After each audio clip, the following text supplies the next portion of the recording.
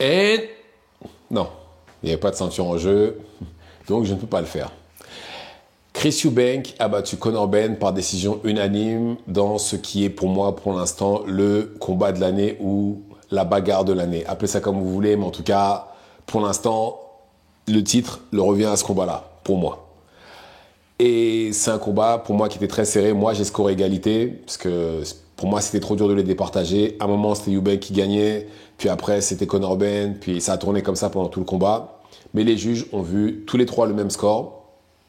En tout cas, voilà. Et Chris Eubank a gagné le combat contre Conor Benn.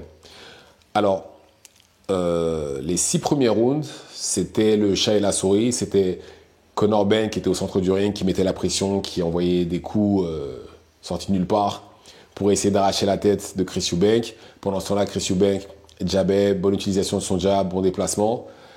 Et puis à partir du 6e round, c'est devenu une bagarre. Parce que le ring était petit, donc il n'a pas eu le choix au bout d'un moment. Chris Eubank, il a dû poser ses pieds par terre et accepter d'échanger des coups avec Conor Benn. C'était le seul moyen pour gagner. Et moi, personnellement, encore une fois, j'ai vu égalité, mais les juges ont vu décision unanime pour Chris Eubank. Et à partir du 6e round, bah, c'était une bagarre jusqu'à la fin, jusqu'à la dernière seconde même, c'était une bagarre. Et franchement, au niveau divertissement, c'était vraiment le top. Et on a vu de belles choses de part et d'autre, parce que par exemple, Conor Benn, défensivement, plutôt bon. Franchement, il a une défense qui est sous-cotée, et c'est un très bon contreur aussi. Ça, j'étais pas sûr, mais là, voilà, il a clairement montré qu'il savait très bien contrer. Et Chris Eubank, pareil, défensivement, j'ai trouvé qu'il était meilleur que ce que je croyais. Par contre, voilà, il faut qu'il remonte ses mains un peu là. Certes, il boxe plus tout à fait comme Roy Jones, mais il a gardé certaines séquelles, malheureusement, de son entraînement avec lui, parce qu'il boxe toujours comme lui. Et là, maintenant, bah, Chris Eubank, avec sa victoire contre Conor Benn dans un stade plein craqué en Angleterre, avec l'appui des Saoudiens et de Matchroom, il s'est clairement offert son ticket pour éventuellement affronter Canelo en 2026. Pourquoi je dis ça? Parce que tout simplement, Canelo est sous contrat avec les Saoudiens jusqu'à mi-2026, et son dernier combat, ce sera soit Hamza Shiraz, soit Chris Eubank Jr. Et là, je pense qu'en ayant battu Conor Benn dans ces conditions-là, il s'est offert une très bonne option. Et en plus de ça, Chris Eubank va devoir monter en super middleweight parce que physiquement, c'est plus possible. On l'a bien vu à la pesée. Mais voilà, en tout cas, bravo aux deux combattants. Ils nous ont offert un combat d'exception. Mais pour terminer sur ce point-là, par contre, Conor Benn, lui, peut redescendre en welter, même si je pense qu'il peut monter en super welter. Parce que ouais, c'est vrai s'il monte en middleweight, ça pourrait être compliqué pour lui. Mais en super welter, il aurait sa place. Les combattants ne sont pas non plus des géants dans cette catégorie-là. La preuve, Terence Crawford et lui font la même taille, il me semble. Et je pense que s'il redescend en welter, il va pouvoir affronter Mario Barrios. Je crois qu'il est plutôt bien classé avec la WBC.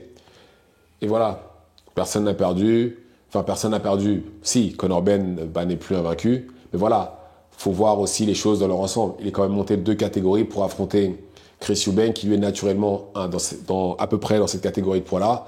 C'est à applaudir. Certes, il a perdu, mais quand même. Enfin, il a pris le challenge. Il n'était pas obligé de le faire. Bon, même si, bien entendu, le chèque devait être conséquent, mais quand même, il n'était pas obligé de le faire.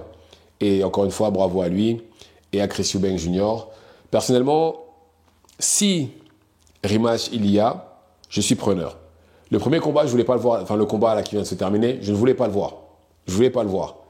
Mais la promotion du combat, Chris Eubank qui écrase un œuf sur le visage de Conor Benn, l'histoire qu'il y a entre leur père, Nigel Benn et Chris Eubank Senior, le tout a fait que ça m'a donné envie de voir le combat. Et je ne regrette pas parce que franchement, le combat était vraiment top, top, top.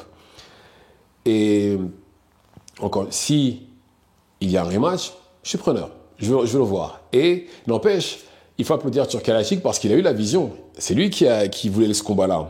C'est lui qui a dit non, faut qu'on fasse ce combat-là entre Ben et Eubank. Il a eu la vision, il a eu raison. Parce que quand il a annoncé la liste des combats qu'il voulait voir, il avait dit qu'il voulait Beterbiev, Bivol 2, Il avait annoncé celui-là. Il avait dit Canelo aussi contre Crawford.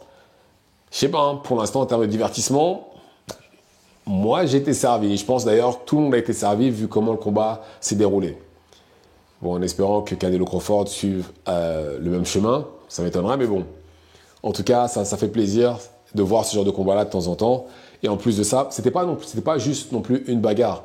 D'un point de vue technique, comme j'ai dit, c'était super beau à voir. Il y avait de très belles esquives de part et d'autre, de beaux contres aussi, comme j'ai dit, surtout de la part de Conor Ben. Et Conor Ben peut redescendre en welterweight avec la tête haute. Certes, il a perdu, mais il est monté de 2 catégories. Beaucoup ne l'auraient pas fait. Beaucoup ne l'auraient pas fait. Moi, en tout cas, je suis devenu fan des deux instantanément. Les deux m'ont transformé en fan. Je veux voir leur image, si rematch il y a.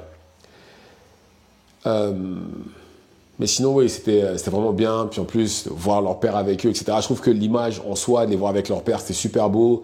Leurs pères qui se sont pris dans les bras, les pères respectifs qui sont partis voir le camp opposé. Franchement, non, bravo, c'est super beau à voir. Et c'est ce genre d'image qui reste au final. Plutôt que les images négatives, etc. L'œuf, etc. Non, c'est les images comme ça qu'on aime. Les deux pères qui se prennent dans les bras, les pères qui vont voir les camps opposés. Franchement, bravo. C'était une belle image de fair play.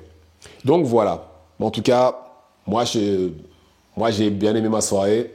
J'espère que vous aussi. Non, juste ce qui est dommage, c'est qu'il n'y a pas eu de chaos. Il n'y a eu que les décisions ce soir. Peu importe les combats, il n'y a eu que ça. Et ça aurait été intéressant justement qu'il y ait des chaos, mais bon. Que voulez-vous? Peut-être la prochaine fois. Peut-être que la prochaine fois, il y en aura. Donc voilà. De toute façon, il y a d'autres combats la semaine prochaine. On a Canelo, etc. Il y aura forcément quelqu'un qui va dormir. Donc voilà. Dites-moi ce que vous avez pensé de la carte, du combat, etc. Et c'est tout pour moi. Ciao, ciao.